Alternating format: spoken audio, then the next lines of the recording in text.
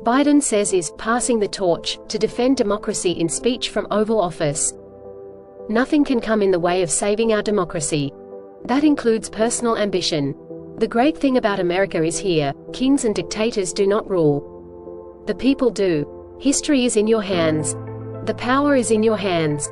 The idea of America lies in your hands.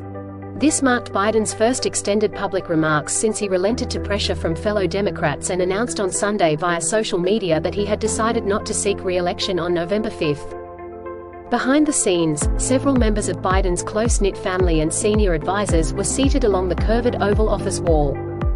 They erupted into applause when Biden completed his remarks. Toward the end of his speech, Ashley Biden reached for the hand of her mother, First Lady Jill Biden, who was seated next to her. Biden is the first incumbent president not to seek re-election since 1968 when Lyndon Johnson, under fire for his handling of the Vietnam War, abruptly pulled out of the campaign on March 31. Biden also joins James K. Polk, James Buchanan, Rutherford B. Calvin Coolidge, and Harry Truman as presidents who decided not to stand for a second elected term.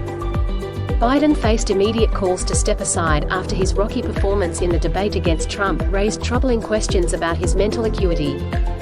Since he stepped aside, however, Democrats have rallied around him, paying tribute to his character and his record as president. Earlier in the evening, a crowd of staff members walked into the White House to watch the speech together.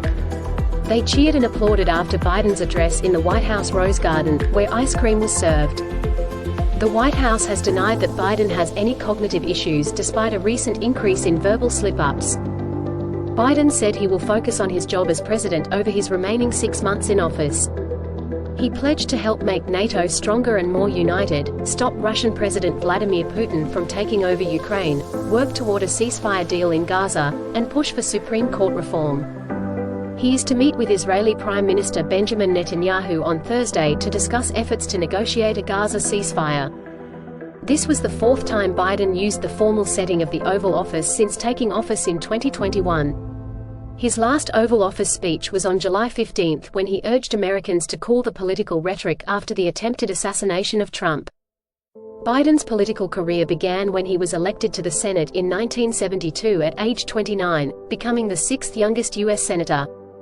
He will conclude his White House tenure on January 20, 2025, as the oldest American president when he will have already turned 82. I draw strength, and I find joy, in working for the American people.